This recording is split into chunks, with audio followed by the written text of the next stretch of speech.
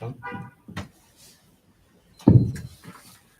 everyone, welcome to the fifth ACE annual Africa Day panel discussion.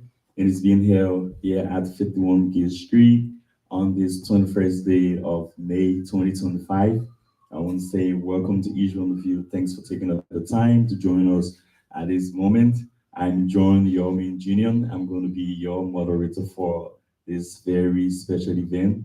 And we've been joined by some distinguished panelists. And just before we get into the actual discussions, we have the pleasure of having them introduce themselves. And as per our structure for this discussion, I'm going to start with my distinguished friend, and he will have a minute to have a brief remarks for introduction and self-introduction as well. So that is up to you. Great. Thank you, John, for this invitation. And thanks to each and every one of you, and for those watching online as well, for taking the time to engage in this meaningful conversation about our lovely continent of Africa.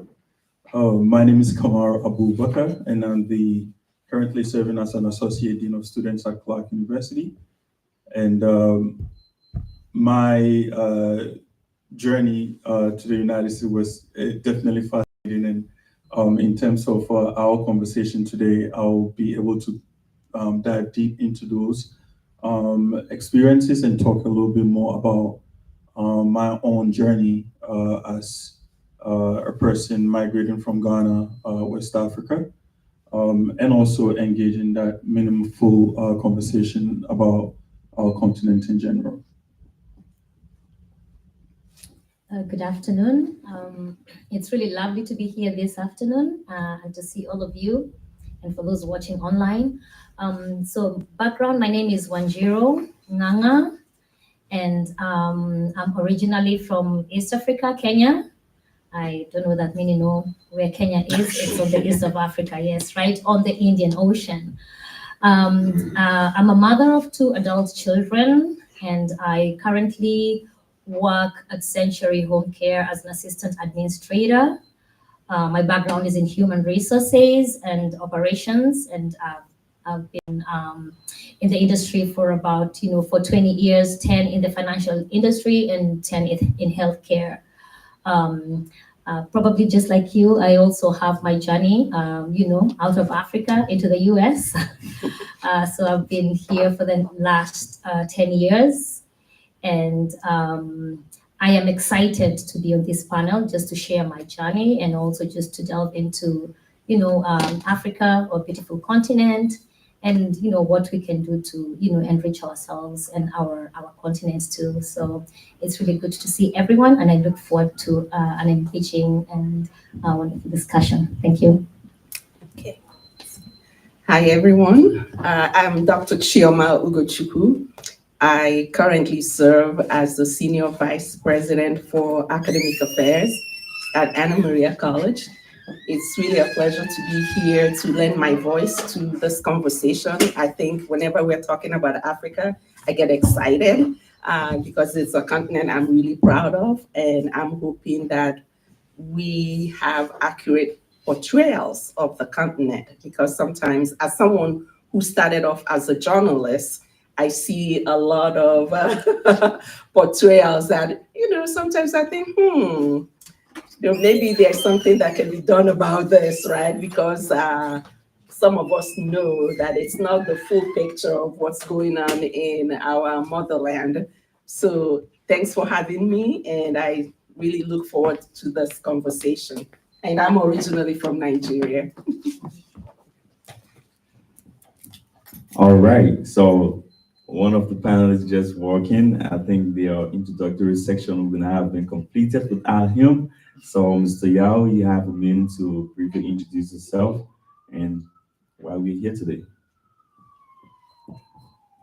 Good afternoon. My name is Kaska Yao, co-founder and the executive director of the African Community Education Program. Thank you. All right. I think it's going to be a wonderful evening with the expression on the faces of our audience. and with the preparedness of our panelists, I think it's going to be a very wonderful engagement. But just to get started up, I'm going to start with you, Dr. Abu Bakr. I'm familiar with these names because, yeah, we are a lot of West African people. So you've had a privilege of working with diverse youthful population, especially at the higher education level. And you must have had some observations about this monolithic view of Africa being like just a country. So this is the time to talk about it. And I thought no other person could get started but you. How have you like engaged with people and what could be your own approach for the change of mindset? Thank you. Thank you for asking this question. I think it's really, really critical that we have this kind of discussion in terms of what Africa is as a continent, and the views that I'll say my experiences here in the United States has been in talking about what it means to be from the continent of Africa. So I went to the University of Vermont for my undergrad. I came to the United States right after high school. Went to the University of Vermont, all the way up there somewhere. So you can imagine during that time, there was maybe very, very few of us. And understanding the concept of me being a Ghanaian in general, when they see me, hey, Kamaro, how you doing? Oh, yeah, I'm from Ghana. They're like, yeah, I have a friend from Nigeria. Oh, I have a friend from Uganda. I'm like, great, good for you. I've never been there, but great.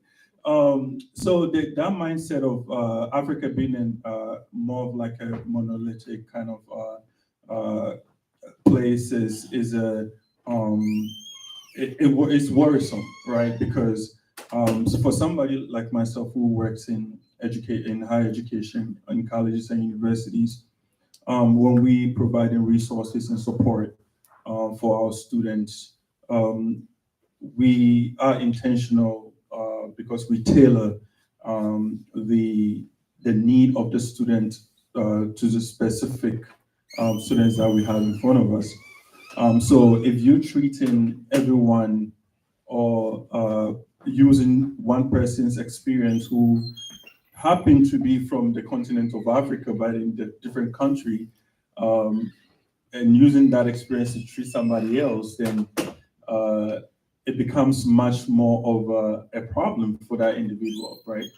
You might give him an apple, but they do not need an apple, they need a banana. So try to understand really what it means to be from Africa and understand the various countries. We have about 54 countries in the continent of Africa, and each country has its own unique ethnic background. And even within a specific country, they have their own ethnic, how do you call it, a culture that they go through, which is different from one person to the other.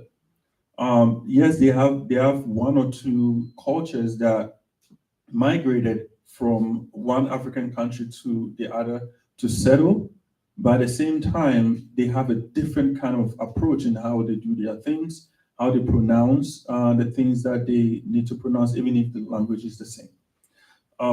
So when I saw this and I had this experience as a professional, I said, I have to find a way of dismantling this misconception about this idea of Africa being a country. So not only educating our students on what the continent of Africa is, but rather also taking them to Africa for them to have that experience, not only to students, but faculty and staff, for them to experience what it means to be from the continent of Africa, for them to see the different cultures and understand the rich culture that we have. So I always urge us to find ways of to tell our own story, because we don't have a lot of literature that is written by our African brothers and sisters, and I think there's a time that we change that narrative. Thank you. So, this is the hardest part of being a moderator. Someone is saying something so interesting, but you want to say, hey, 30 seconds more. So we just want to keep it, the space of 3 minutes each person for the first question. So, Wanjiru, this must be something you must have had some experiences with, haven't you? Like, have some people asking you, are you from Africa? Yes, I'm from Africa. Like, why select, and why you think this has been a long time, say, kind of belief, even in the age of social media is still happening? Why you think these things have been happening, and what could be some of the approaches to change the narratives? Why do you think we can do it about that? Yeah, thanks for the question. I think when I look at it holistically, I think we've really tried to simplify. And I think part of it is not just trying to simplify. I think it's what makes things easier for everybody. When someone asks you where are you from, instead of having to over explain, I come from Kenya, it's East Africa, on that side next to Uganda, you have to say I'm from Africa. And people really, just simplify that. When I did my introduction, one thing I didn't mention is also that I'm the founder of a nonprofit called Watoto Poa. And as you can hear, the word is not English. Watoto means children, Poa means, cool or good. That's Swahili. And the reason I started Watoto Poa is because when I moved to the US, I realized my kids did not really want to associate with their Kenyan origin because they were really trying to assimilate. They wanted to learn the American culture and just, relate with everyone else.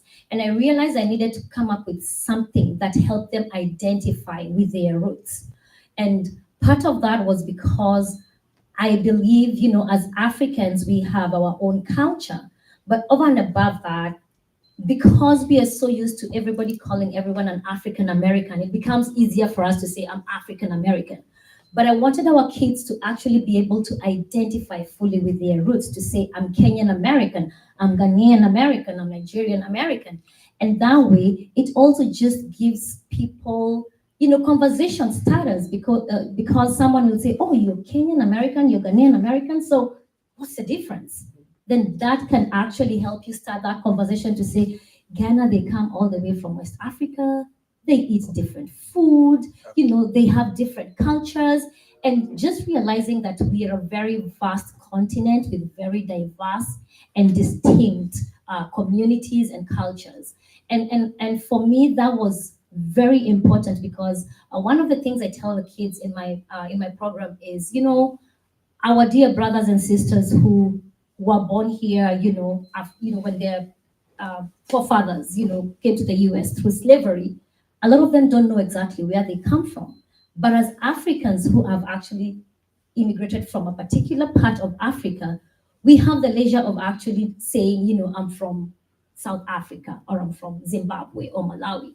And so let's not generalize and let's not try and simplify it.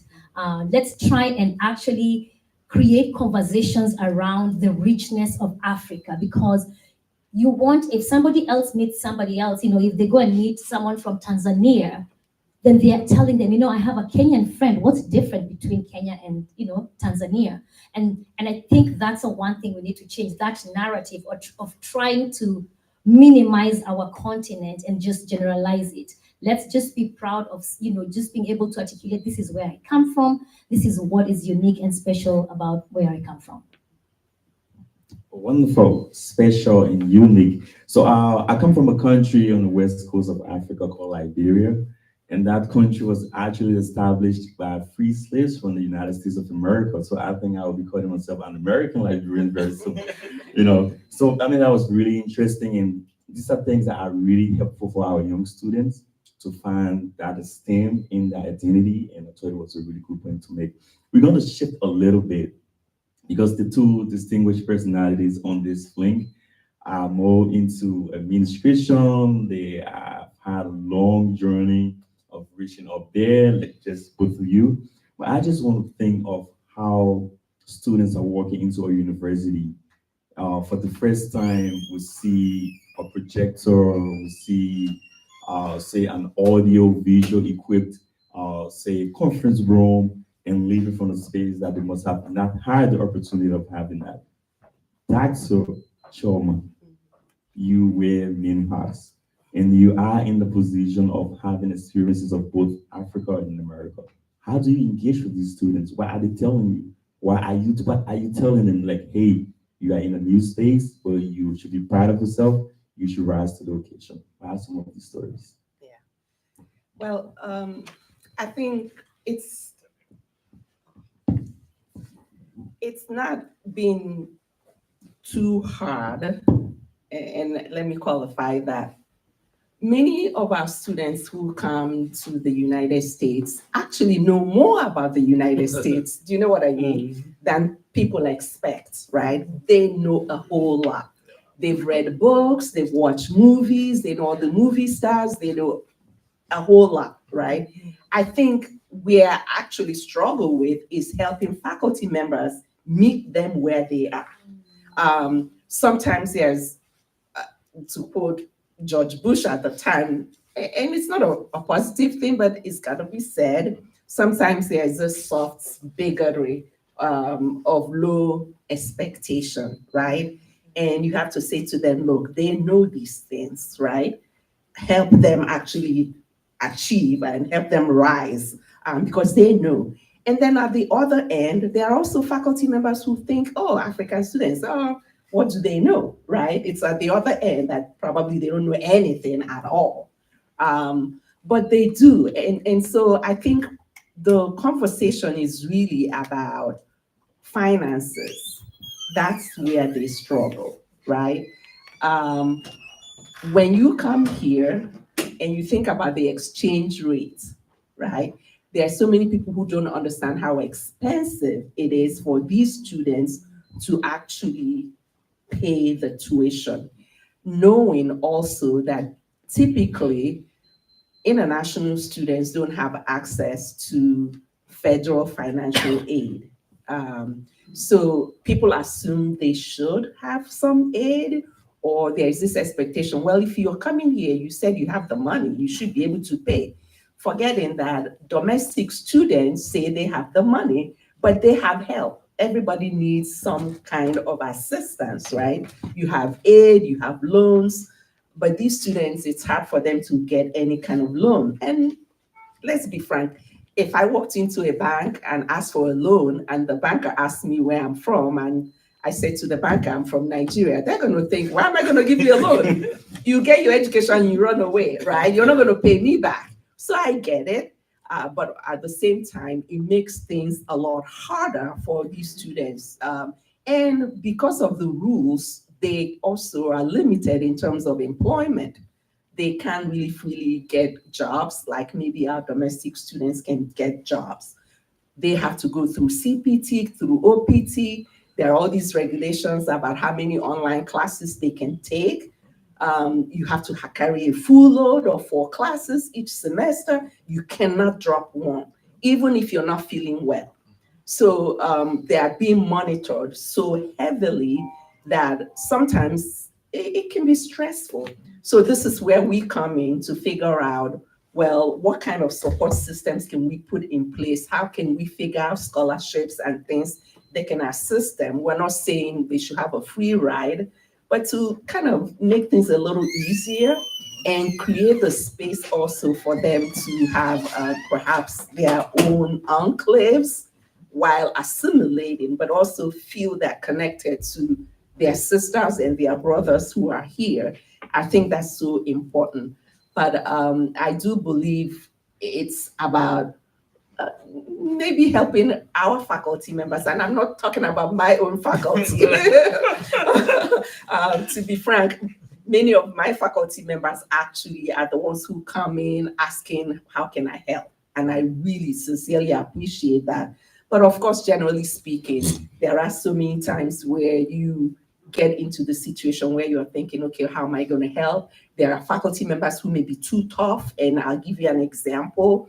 Even as an international student, that happened to me where you have an English professor, you know what you're writing, but the spelling is different, right? You were through colonization. Professor in a difficult spot. We have like just. Oh, I'm so sorry. So someone says tire versus tire, right? TIRE versus TYRE. but it's because of the British spelling that you grew up doing. Yes. Thank you, Sorry thank about you. that, yeah. You know, when the professor speaks, you know that they want to simplify and get the knowledges, but that was very powerful. Sorry. And that takes us to the man behind ACE. Yes. And the question to him is going to be in similar context, but not at the tertiary level or the higher education level. And Mr. Yao, you being, say, a certified immigration practitioner, a community leader, administrator at ACE, that means you wear so many hats. So in similar context, I'm like thinking if kids are walking through ACE, what are they thinking as compared to, say, a Worcester Public School building? What have you set up to give that sense of identity, to give that sense of belonging, and making sure? I think one of the key words is about how they can adopt the sense of the American society, not leaving behind their African identity, taking words from our program director of Windows and Mirrors, but how can they also become responsible citizens in this country? Oh, thank you. I know this is very critical, especially for every one of us that have transitioned into this country. For me, I will speak from my side, coming from the refugee camps, lives in so many countries without school on those camps. And prior to even to the refugee camps, not those resources that you see in a U.S. school system are available in the most of the African countries' schooling system.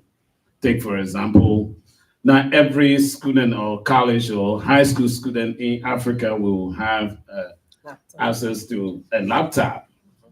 You know, and I want to admit I never handled a laptop while I was in school. You get what I'm saying? Even up to university level, I never handled a laptop. Now they are coming over here and then saying like, "Oh, your assignment, go and check your email. Your assignment is on it's in your email." It makes it difficult. And secondly, most of us coming into this country never started school. Especially some of us were born in the refugee camps, lived there 14 years, 15 years, and now you transition into this country and you are now placed in the 10th grade or in the 9th grade. I imagine you, if I took Tim to Africa today, let's say in my village, without computer, you'll be like, Casca, what did you bring me over here? You will not have no clue, you know what I mean? It's the same as every one of us coming over here. When I was teaching cultural competency at the medical school, one of my scenario was taking a fish from under the water, putting it on the table. What does he experience? It will flip flat because it's now in different water. But when you take it and put it right back into the water, it is set at liberty. So what am I saying? Many of us come here, we do not know our way out, but we need people to walk us through. So this is where we came from to put this organization or this program together to help our fellow African brothers and sisters.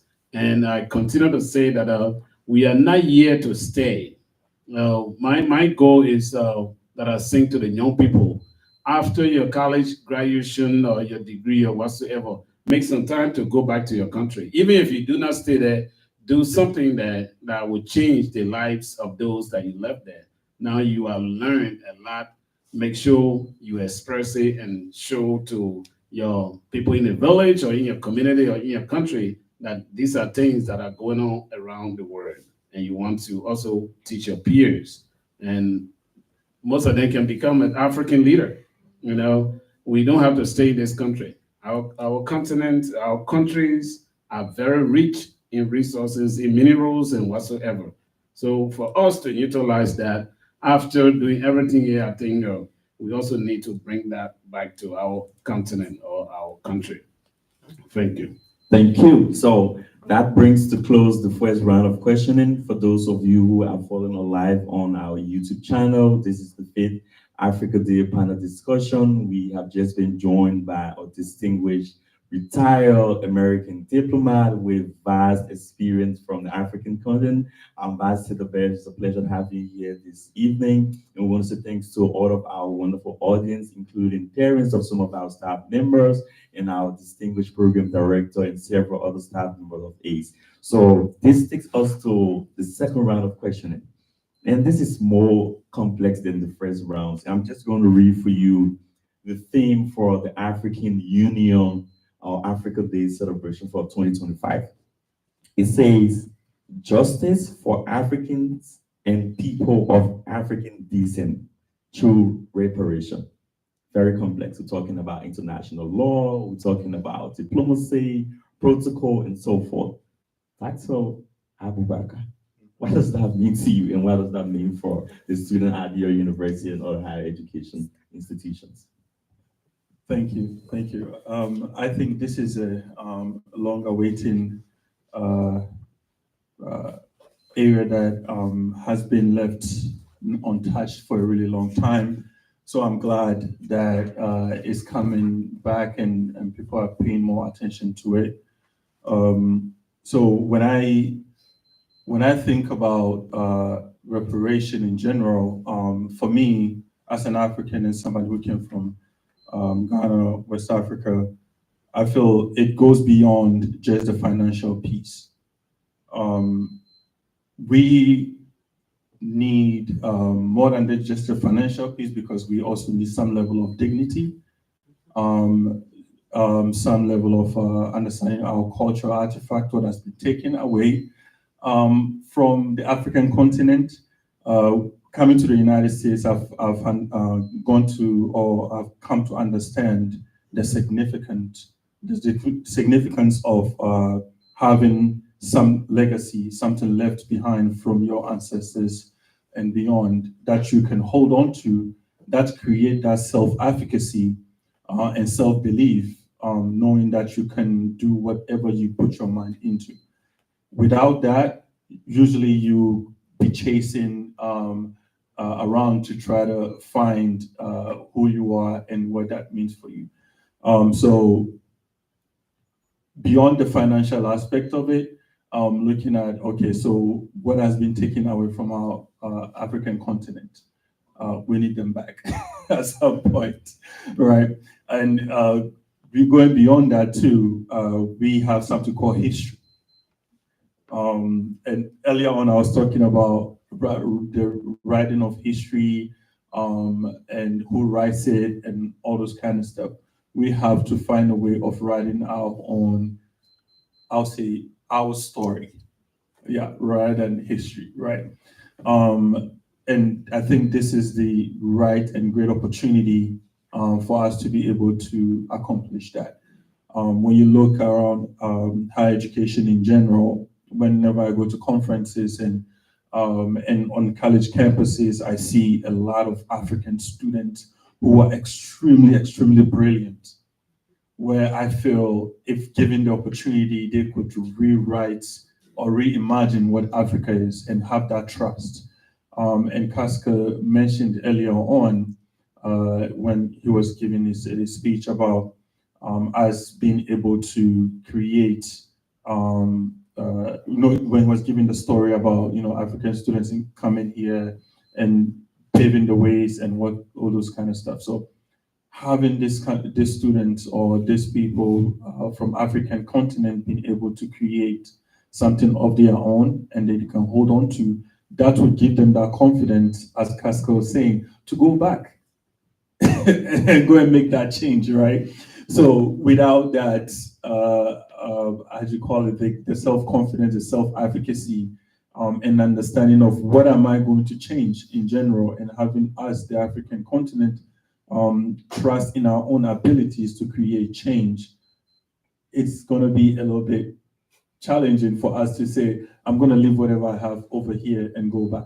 So much information there. Thank you, Dr. Abubakar. I mean, I would try as much as possible to be tactful, because these are very important information. We just don't want to cut off, but thank you for that. And for you, Wanjiru, do you think this is long overdue? Of course, it's long overdue. Okay. question is that? Really. But yes, it is long overdue. And just building on what you were saying, a lot of people think about reparations just in terms of financial. But when you think about, start with losing lives, losing your culture, losing your dignity, communities being separated. There's so much that goes into it. And so reparations is just not about that financial part. It's so much about everything else. And one of the things is, we're seeing a lot of we're seeing a lot of brain drain from Africa into every, all parts of the world, because, resources are not in the Africans' hands in a lot of the African countries. And part of that is, I come from Kenya where, after the colonialists left, part of them took a lot of our land. So they amassed that for themselves. And so a lot of people who are, at home are also struggling. So think of reparations in terms of, can we just get back? They're the artifacts. But then there's also so much that should be in the hands of the Africans. And what that helps is create wealth for the people who are back home. And again, for us who are here, there's something that we can actually go back to or even be able to contribute to. One of the things that I try to do through Watoto Poa for our kids is to try and get them to engage with their family back home. Because they come to believe that America is the land of milk and honey, which it is. I won't negate that. But a lot of the kids, especially either who immigrated when they were very young, or the second generation immigrants who've been born here of immigrant parents, don't really understand fully the richness of their motherland. And so part of it is, how can we be able to take them back so that they can see things that can be done, so they can identify with the countries that they come from. And even when they're going to school here, they're actually looking for solutions for their motherland. I know our country is rich in this. Can I bring some technology that can help? We have a lot of coffee. Our coffee in Kenya is always being exported everywhere around the world as raw material. And so our farmers get peanuts for the coffee, and then it's exported. It's used to blend the coffee in. If you go to Starbucks, you'll see Kenya as part of the coffee. They used to blend their coffee. And then they're the ones who make the most money from it. So the thing is, part of reparations is, can we take that technology back to those countries so that we can be able to, make that coffee, manufacture it, and, have the raw materials being used in our country. And I think if we look at that, then we are looking at something more holistically, something that is more long-lasting in terms of, the reparations that we get for, our countries, and for us to actually be able to have Africa develop even more without us having to come, Yeah, I'm once more Yeah. in the difficult space again, but just thank you. Yes. We have to go ahead. And now it brings to a point of where we've gathered some information about the background, some perspectives on how that could be done. I thought that was really powerful, but I wanted to switch a little bit, coming to Dr. Choma. I like to say Choma. Yeah, because I don't know, there's something very beautiful about Nigerian names, Thank you know. you. Yeah, so yeah, sure. Yeah. So now I want to get from your own context. Is it something realistic? Is it achievable? Well, actually, yes. I think sometimes when people think reparations, they are thinking in terms of money, right? Let's give them money. But it's not really, I'm not sure that people are looking for money, right? But there are so many things that could be done. And for me, some of those conversations are happening, but I'm trying to hope and be optimistic that they will lead to something. And some have already led to some restitutions.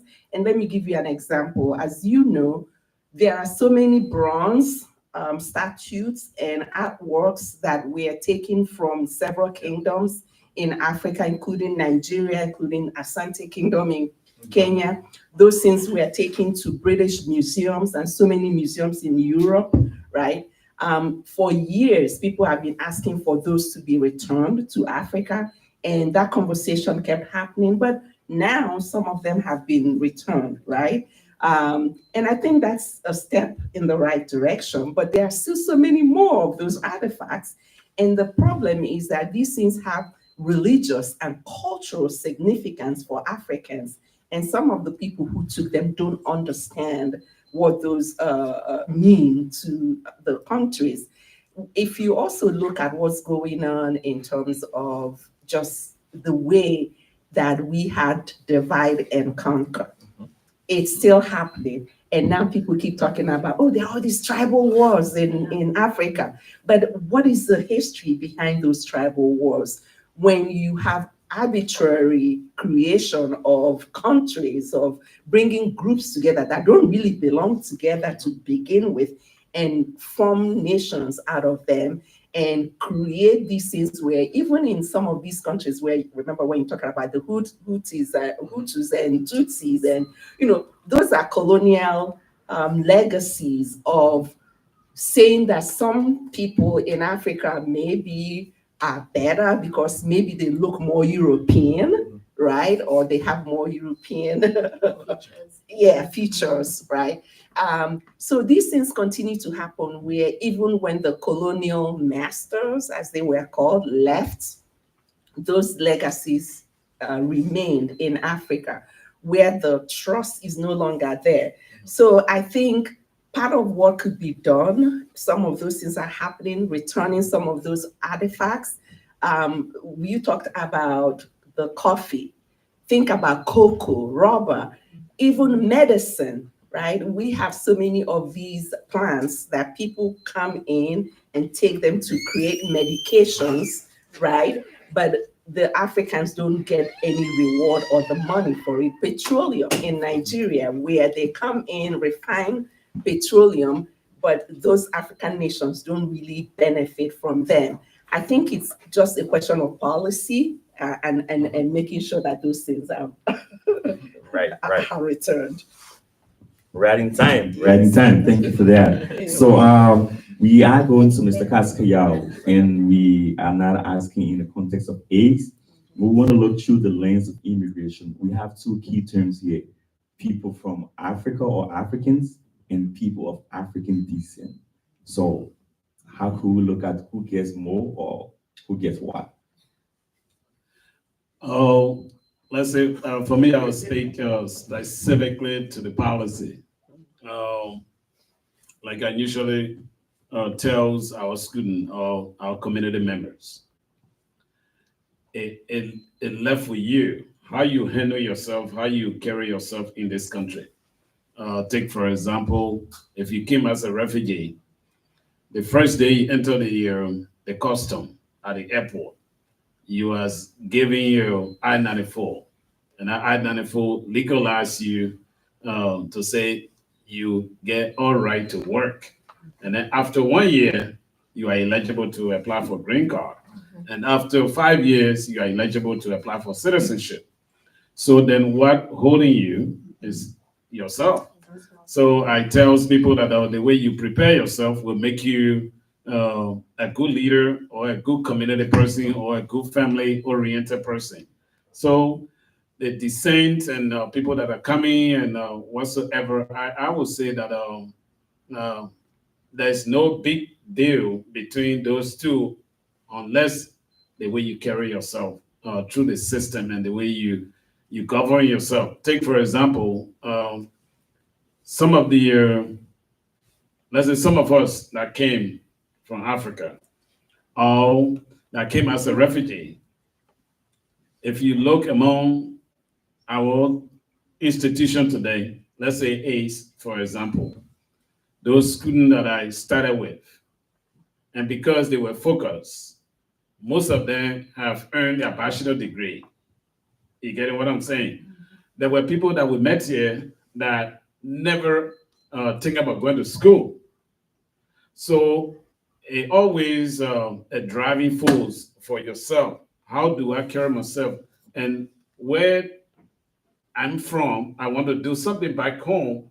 But for you to do something back home, you have to get this knowledge to go and share it back home. So I would say I don't see any big difference, but it left with your desire, how you portray and how you work yourself your way up there to learn and new things and be creative, and then go back to the continent of Africa to express those interests that or whatsoever that you have learned. But I also want to piggyback on the other question to my colleagues. I also think that we need to speak to our leaders in Africa. I know last year we hosted the Mandela Fellow over here in 19 African countries. I've spoke to most of those guys that came from those very African countries, and they said, is there any way that either the U.S. Embassy or the State Department will put in place that what we learn here, it should be implemented over there, but it should be a policy written before we leave our country, so that when we go, we will get job in our area to start changing the environment. Because sometimes we come, we learn all the good things, and then when we go back, the leaders, they don't want, you know what I mean? They don't want to accept change. So, as much as we're talking about a Western world, or Sorry to interrupt. I'm going Yeah. to read a book called How to Call Off Your Boss. Exactly. Yeah, I'm going to try on yeah. So, Yeah, I was so trying. just talk to our leaders to get a change of heart, so Thank that you. things will Very change important. gradually. Very important. We are almost there. We're going to go to the next round of questioning, and that will take us to question and answer. So if you're watching and have questions, you could just put that in the comment thread, and I'm sure we're going to pick up that first, and we'll have our audience asking questions. But we've come to the point that is more personal. Each one of you have had a long journey from high school, say up middle school and high school over here, and you've had some times of overcoming challenges. I'm a practical example growing up in a very tough environment that you have to do what you have to do and be a positive role model. And each one of you have accomplished that. So this is particularly important for our young students here at ACE, and they're watching very eagerly. So with the laurels, with the accolades, with all of the accomplishments, what could be that moment of the lifetime experience you want to share with our students to give them a sense of motivation? Thank you. Each time you are talking, I'm like, I have something to say about that as well. But we can always have an opportunity to talk about that later on. But one thing that motivates me a lot, or motivated me to go as far as I've gone and continue to grow, is that when I think about where I came from, and the opportunities that I had when I was down there, and the opportunities that I did not have, and being one of the few people who made it to the United, it's a huge deal, to be able to migrate from Ghana to the United States, because a lot of people want that opportunity. So I always think about, okay, I'm representing a lot of folks back home, because I was one of the few who were able to make it down here. So what can I do at this point in time to establish myself in such a way that I'll always be able to go back and give support as much as I can, for them to see what life is in the United States, for those who want to be here. So when I moved to the United States, I lived in the Bronx. We had a lot of Ghanaians and Africans around those places. I thought it wasn't a place for me personally, I knew I wouldn't be able to thrive and achieve my goals, because I was extremely comfortable with my community. So that's when I went to the University of Vermont, all the way down up north. Yeah. And even in that place too, I was able to connect with various people from all over the country and all over the world. And one thing that I'll tell you is that opportunities come in different ways, whether through difficulties or through anything that you're going through, you always have to think ahead and look at what are the opportunities in here or something in here that I could take out and use it for myself to develop myself. Nobody's going to come to you and say, hey, this $100,000, go and do. No, nobody's going to do that. You have to make sure that you take each and every opportunity and that you get and make good use of it at any time. And you have the resources available. ACE is one of the greatest organizations that I believe that if you, each and every one of you, try as much as possible to seek for resources and support, you will get it. I didn't have it during my time. Nobody had anything like this in Vermont. You know where that is. Shout out to Team Ace. Thank you. Thank you. So, Onjeru, the name is so very, I don't want to say popular, but famous in the African community. Mohat, you're there. When they talk about social activities, you raising funds, or Crocodile Room music, you there just everywhere to make sure the African identity comes to life. And we're so proud of you. We're happy to have you as a female African strong Black woman of excellence. What about that for our young ladies? Thank you for the accolades. So I've been in the US for 10 years, and I always like to start by, talking about where I came from, because I grew up in the village. A lot of people actually, I was at an event last weekend and someone could not believe where I came from because they came from the same village. And we did not have much. But the one thing my dad always used to tell us is, I was born in a family of 6 girls. And in the African culture, most families will educate the boys at the expense of the girls because, boys will carry on the family name and all, and girls will be married off. But my dad always used to tell us, get an education, because that's the one thing which you can carry with you anywhere and everywhere. And no one can take that away from you.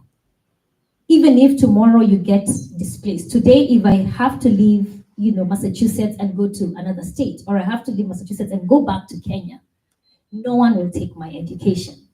And I always tell young people, because I learned from my dad, and he used to say, there's a season for everything. When you're in that season where you need to get your education, you do that at that point in time, because priorities change. You grow older, you have to pay bills, you have much more responsibilities. It wasn't as easy for you to focus on your education. And so I think for me, that was the main thing. When it was time to go to school, I went to school fully and I made use of all the opportunities, all the resources. I networked, I got to know people. Interesting enough, I did not go to school in the US. I only got my certification when I got here. All my schooling was back in Kenya. But the thing is, all my knowledge was transferable. And so that's what you need to know. The thing you will always take with you is your knowledge. It's your education. And when you have the opportunity to have that education, you go run with it. Take all the opportunities. ACE offers so many different, programs. You have the after-school programs. Those tutors who come here, you need to be, stuck on them, learn from them, get their contacts, because they're the people who, they always say your network is your net worth. So for me, also just in terms of growing in my career, it was a lot of networking, getting to know people in all the right places, because those are people who will mention your name in rooms when you're not in those rooms. Tomorrow, if somebody is looking for somebody and they know you have that qualification or you are looking for that experience, they will connect you. So take advantage of all those mentors, volunteers who come here, because that was one of the things that really helped me. And that's one of the things, John has mentioned that I'm always in all the places. Everyone I meet, after this, I'll be asking for his card, because I know he's a good mentor for some of our youth, because I believe in the power of connections. And one of the things I say, you always have something to motivate you. For me today, my motivation is my kids, because I want to be a role model for them. 2 is, I believe there's so much I can be able to give back to my community back home. And so if I take advantage of the opportunities that I have here, I can be able to do that. And lastly, because I want to know that, I want all of you to know that it is possible. So anytime you have an opportunity, just know there's somebody who is looking up to you. And because you made it, they also know there is hope for them to be able to make it. Thank you. Thank you. The last, it was irresistible. I cannot allow that. Yeah, that was very profound. And one of the things I believe most of our young students really need is what I saw you do, Dr. Choma. A few weeks ago, we were at Anna Maria College, and you just, informed the audience that there's an MC who's supposed to be here today, but the MC is not here, but that's not going to stop our program. I am going to be the MC. You are the senior vice president of academic affairs, and you're raising funds for African students, if international students. And now I saw you just leave the stage as an MC and giving a speech, and you were talking about how we can raise funds, strategies, and immediately, without you catching the breath, without even grabbing a bottle of water, you went back to the stage to continue your role as an MC. How have you endured that, and what could be the message for our students? They have to work it out. Yes. Thank you so much for that. I think, something, there was a commercial I saw one time. This little kid, the dad, I don't remember what it is, but the dad woke up and he was pushing the dad and said, "You did not wake up to be mediocre." So I always think about that. We don't wake up, we didn't come to the United States to be mediocre, right? We have to work hard. We have to do our best. Many of us came here with so little. And you have to remember where you came from. You have to remember the family members you left behind. And they want to see you succeed. They are paying good money, or they paid good money for you to be here. And you have to rise to the occasion. What I say to our young people, sometimes you think nobody is watching. But remember, whatever it is you're doing, there's always somebody watching you. If someone gives you a little job, or from your perspective, it's a little job, right? Do it well. Do it in such a way that they are watching and thinking, "Oh my goodness," right?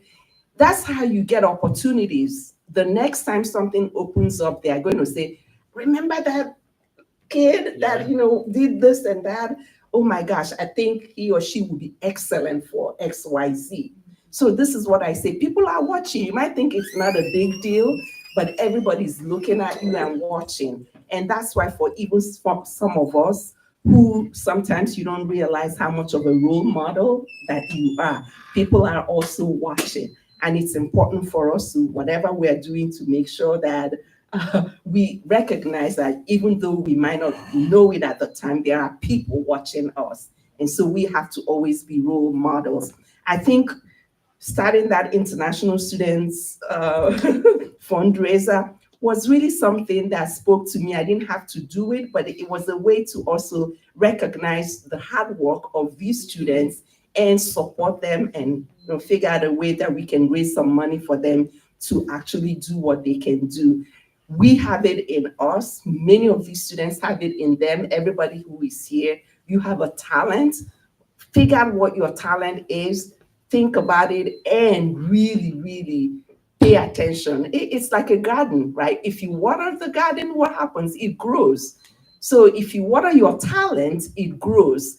And people see it and it spreads, right? And people notice good work. People always notice good work. And so that's always been my advice, that you have to figure out what you're good at and make sure that whatever it is, that you keep excelling. And I love what you said, because that's the next advice, is to network. I know sometimes people are shy. You don't want to ask for help, or you don't want to tell people what you need or what you can do. But please do not be shy. Be in the room where things are happening. There's an African saying, he or she who has people is greater than the person who has money. I say it all the time, because when you have that network of people around you, you're actually going to be more successful, because they will connect you and create those connections that you need. So be out there, talk to people, say hello, and be engaged in your community. I think that's really important and something that I try to live by myself. Thank you. I told you we were going to use Wanjeru's last for some minutes. So we are quickly wrapping up. In the next moment, we will be getting to questioning, and we are going to Mr. Casca Yao, Executive Director of AIDS. And you don't want to work with Casca because Casca is going to be the first person to get the first boot on ground when this is all snowing. When we have an occasion, he's going to be the last leaving the space. We're going to break down. So you don't want to work with Casca, you're not ready to work. So Casca, what's the motive? They need to work and work with professionalism too. So it's out to you. Yeah, thank you. To our young people, I know they see me so many times doing things that I'm not supposed to do. But one of the things I would like to share with you this evening is that you need to believe yourself. Believe in yourself. That's the very first thing you got to do. And be humble. Be humble in doing things. And if you're working with people, be transparent. Be fair. And do what you're supposed to do as you will see yourself in the next area. I came here, take it from me, I came here with one pants and one shirt on my back. I was in New York as a refugee. They told us not to bring any luggages because nobody gonna pay for it. I will wash my pants and tie the towel and stay inside until it gets dry before I can wear the pants again to get outside. But I know when I was on Staten Island, I know that one day I'm not going to be there because I know that I just want to enter this country to see what I can do. And I believe myself that if anything I want to do and be committed to it, I will succeed. Where we are today, I'm not bragging, but we started this 9.5 years, no money. I never got paid. But I was consistent. I was committed to what I thought that will promote, that will improve others' lives, that will bring them to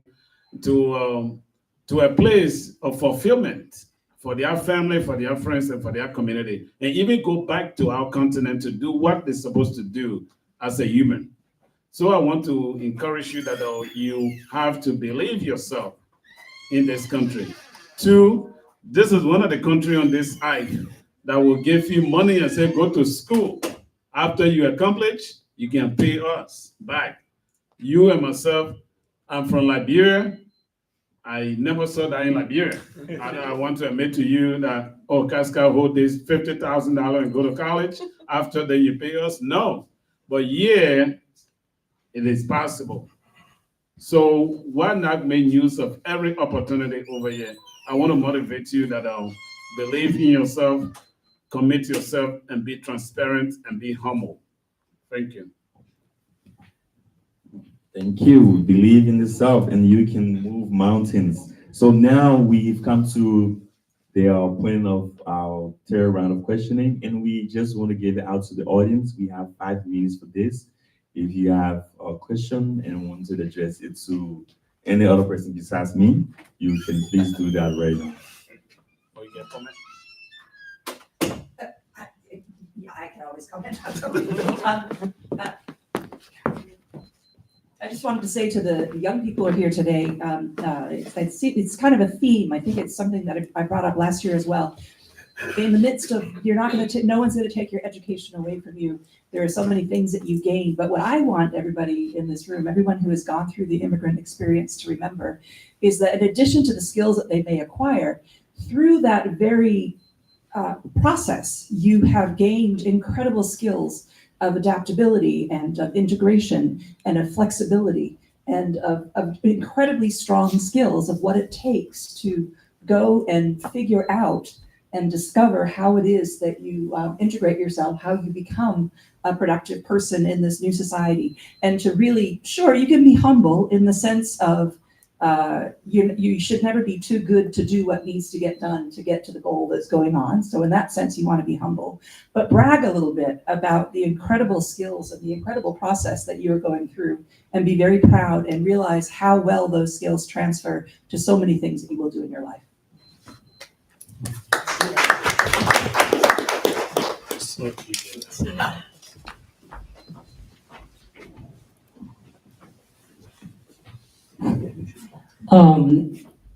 I guess one of the questions I wanted to ask you guys is, since you guys have been through, life, so many life changes, and you guys are made it in life. So what are some of the advice that you guys can give young people like me to, like, what are some of the things that kept you guys going, like, after going through tough, life changes? I guess like resilience.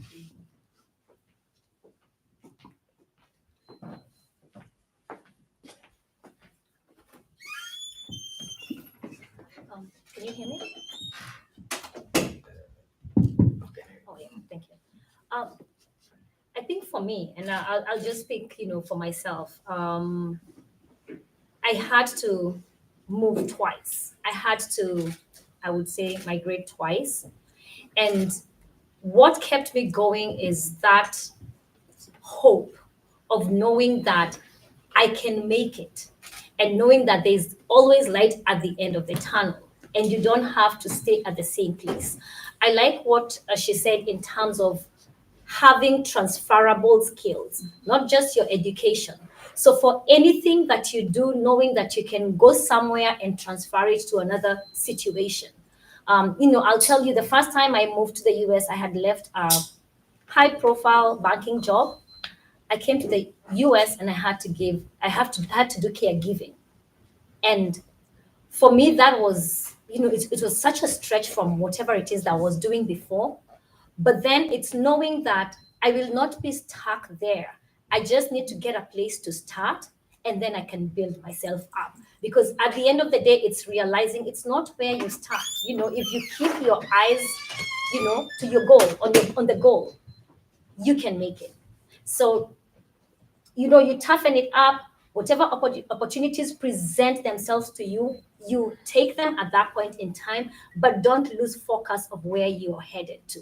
That's just the journey. But it doesn't, your journey might be rough, but at the end of the day, if you have a goal in mind, then you're just working towards that. And you look for people to help you along the way. You look for people who also have the same focus. I even say, even when you go to school, always look for the people who have the same goals as you do, because then that way they will help you navigate those challenges. Yeah. Okay, so we might want to have each of the panelists respond to different questions for the sake of time. So thanks for that. And the next question is going to go to you, Dr. Somebody. Okay, so I can go. Sure. So my question is, I like the idea Mr. Yao said about African coming to excel and going back home to change Africa. I think what can we do differently? Because you have an idea and you want to go back home to do something, but sometimes the leadership in our country makes it difficult for you to get through. It makes it difficult. You get stuck and think like, how can I boast those days and get to what I want to do? So what advice can you give somebody who have dreams of making changes back in a country? I'm here in the US, I'm going to excel, I'm going to do what I can do, but I also don't want to forget my root. I don't want to forget where I come from. How can I do that? How can I change the narrative to be able to work with the leaders in my country to get to impact my country? Yeah, I think that's an excellent question. And for some of us who attempted that, we know the struggle. I know right now I'm building a school in my village, and I know the struggle because when you've been here, everything is regulated, things work the way they're supposed to work. But you go back home, there are so many challenges. Many of you know that. It's really hard and they'll frustrate you. And you ask yourself, why am I even doing this? I have a good job here, I can just stay here. But you always have to remember to be patient, to understand. Don't look at things through the lens of someone who's lived somewhere where everything runs smoothly, right? Just think of the goal. Why are you doing this? Always go back to, why am I doing this? And if you can always keep that in mind, why am I doing this, right? You will succeed. You will just keep going. You will be frustrated, trust me, but just keep going, because you know you're also trying to help other people, right? So if you keep that in mind, I think you'll be successful. Thank you. You're welcome. We might take one more and we'll be, okay. Your mic's right there.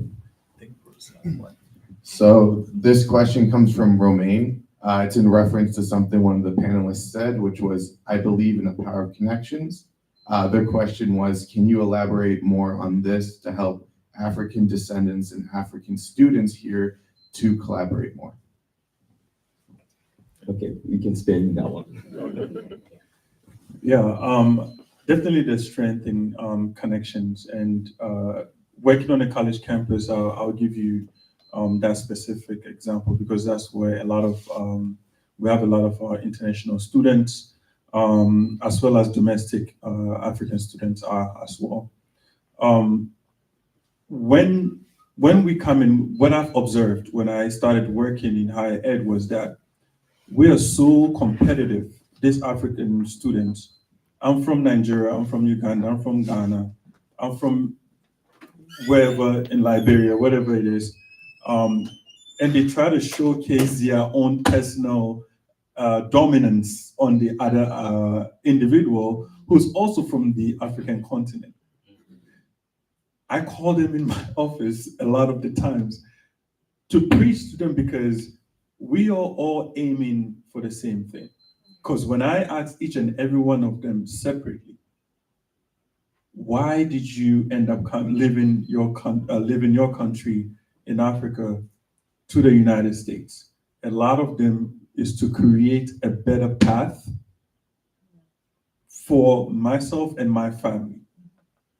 So if you're trying to do that and you come to a community where it's a new place for you, new environment, new climate, what's better than connecting with each and every one that you have around you to be able to learn from one another to strengthen yourself in order for it to be better, right? So what I'll say when we talk about connections is really key, not only the African descent or the people that look like you, but also looking for allies beyond what you already have. I have multiple mentors, and not all of them are from Africa. I don't know if I have one from Africa yet. These mentors, I built those relationships, went to them, asked them questions, got them to meet me for coffee breaks. By then I didn't drink coffee, but but I make time because I know they have something that I need. So you have to build those connections to be able to better yourself. Without those connections, you will be on an island by yourself, and that is not going to look pretty for you. Thank you. We are almost there, Rose. Stay. That could be the final one. So I have a question for Dr. Abu Bakar. Back to you. I think in recent years, I saw that you helped organize a trip with your colleagues from Clark University to Ghana. And I was wondering if you could talk about that and what inspired that trip, how it came to be, what are some of the things you sort of witnessed while you were there with your colleagues, and what were your takeaways or anything that you want to share with us in regards to that trip? Thank you so much for asking that question. So when I was doing my doctoral program, I focused on the intergroup relationship with African Americans and African immigrants. Because being in the United States, what I've realized was that the idea of monolithic mindset, well, we all look the same, we have the same experiences, but the resources that we receive is different, and how we've been treated is kind of different. So when I did my research on that, many of the times what I realized was that even though we look the same, we have different goals and people had misconceptions about what it means to be Black in the United States. My own African colleagues, I see them and they will say, "Oh, I can't believe this African American is not taking the resources that they've been given. I came from Africa and I'm doing all this kind of stuff." But you don't know their story. You don't know the trauma that's going on. And we have to learn from what their experiences are. And they also have to learn from ours. So what I did was I created a program called the Cultural Immersion Program, where I took students to Ghana, West Africa, not only for them to go and experience what it means to be from Ghana or Africa, to learn from our communities, but also to give back to the community.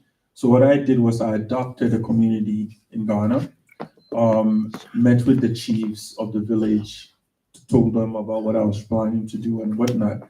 So when we go to the communities, we meet with the chiefs, and the goal is that the students that we take down there, it's not going to be for them to just go and have fun and go to all those places, but also to connect and build a relationship with the community. And they can go back without going through me. We've seen a lot of people go back home, Africa, to do some work. They'll give it to organizations, and I've seen some organizations take it for their own gain. That direct connections and relationship that students can have with a community is something that means a lot, and I think people can benefit a lot from it. So I was trying to change the whole mindset of what it means to serve others and to give back to other people in other continents. Thank you. So it has been a really exciting evening, from personal experiences to talking about reparation, talking about policies, and now to the visit to Ghana. We've come to the close of our interview, and we will ask each of our panelists to just have 30 seconds to a minute at most, just to give your final comments. Yeah. I would like to start with you and just continue in this pattern. Just the final comments. Thank you. All right. I'll say you heard a lot of stuff in this room today, and the panelists definitely have good things to talk about. I know you all also have good experiences that you want to share, but just that you didn't get opportunity to be here. But remember, whatever you learned or heard today, try to spread those words to other folks around for them to know that there is support, and we are always here to support you. If you meet with ACE, if you come down to John and Casca, and you need anything, they will reach back out to us, definitely, especially for some of us who are also in the community with you all in colleges and universities. We're more than happy to connect and help you all. So my parting shot, just remember that no experience is lost. Whatever challenge you go through, I always say from my HR experience, whenever we are having interviews, anyone applying for a job, there's some things they don't even think are experiences that could be transferred. Someone could say, I used to babysit, my mother used to work, I used to be left with my younger siblings. There's so many skills that you gain through that. So always know, no experience is lost. Just make sure that whatever journey you're on, and nobody's journey looks the same. So whatever journey you're on, make sure that you're doing everything where you're at to do the very best, wherever you are. And I know, I'm sure my dad might be watching, but I remember my dad used to tell us, because, and it's something that Dr. Chioma, you just mentioned, or it's Casca, I don't remember, but one of you just said, just be the best at where he used to tell us, if you go somewhere, you might be a graduate and you go somewhere and the job they're giving you, it might just tell you your job here is just going to be sweeping. He used to tell us, if you sweep that room, let them come in there and say, wow, this room was swept by a graduate. Don't demean the job, but just make sure that you do it to the best of your ability, that somebody is going to remember you. So just make sure, remember one thing, no experience is lost. And just wherever you are, do your very best right there, because that's what's going to be your, stepping stone to the next level. Thank you. Yeah. So exactly, I love that. And my advice always is don't also be afraid of failing. I know people, the first time they fail at something that they put their mind to, they give up, right?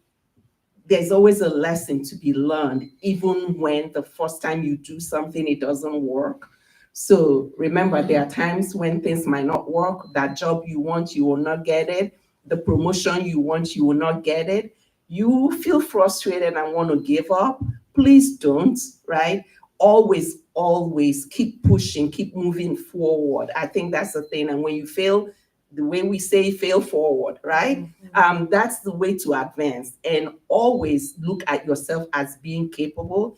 I think most times what stops us is we think we might not be accepted, or we might not get that job, or we might not get that promotion, and then we don't even apply, right? Please apply for everything. Whatever you see and you think, you know what, I like this, give it a shot. What's the worst that can happen? It doesn't work out. Well, okay, there is always a next time. At least try it, apply.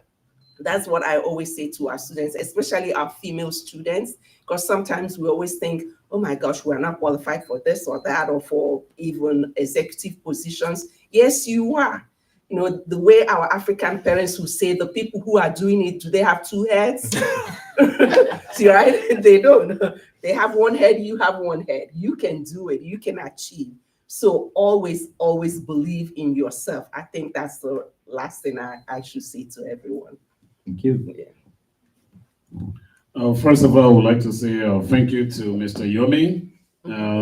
He brought this Africa Day into this organization, and just to remind us about our culture. And since then, I think this is the fifth time, and it's very, very, very unique. Thank you. To every one of you, or to every one of us, you are here, you heard a lot tonight. I just want you to put yourself into it. Every other resources that you need are available if you build your network. And those people sitting here, do not overlook them. This guy is from Clark University. It's one of the biggest university over here that has a lot of resources. You see this lady? When I wanted to raise some fund, I spoke to this guy, who contacted him, and one day they raised $20,000. You get what I'm saying, for ACE through their health company, and this wonderful lady sitting before you, she's a vice president for a college. You know, you and myself, we in Liberia, will you believe that you will serve as a vice president for any of the university or colleges in the U.S.? No, but the way she see herself, the way she connects herself. So tonight, let us make use of the resources before us so that we can get what we're supposed to get. Lastly, be a friend with positive mind. If you get a friend that's not like education or that don't want to do something positively, cut it off. You know what I mean? You can get an acquaintance, but make friends that will bring you to another level. Thank you so much. Thank you. Positive mind. As we conclude this wonderful section, I also want to say thanks to all of our wonderful panelists. We've had a lot of exchanges from the email to the phone call and text messages. We are very glad that you were able to make it out here this evening. And I just want to say thanks to Team ACE. Shout out to all of our wonderful staff members, from the program directors, all of our staff members, and most particularly to the man behind the technical services. Sean, you've been a wonderful part of this program, making sure we are connected to the rest of the world. And thanks to all of you, our wonderful audience. You've made a very special moment for us, and we are proud of you. Looking forward to Saturday. That is going to be the student showcase here at the 51 Gay Street. I like to say the home of ACE, and we have our wonderful students who will have several performances. So we're looking out for ACE. All thing ACE, all thing excellent. So we want to say thanks to you, and I've been your moderator, John York, and thank you, and have yourself a wonderful evening.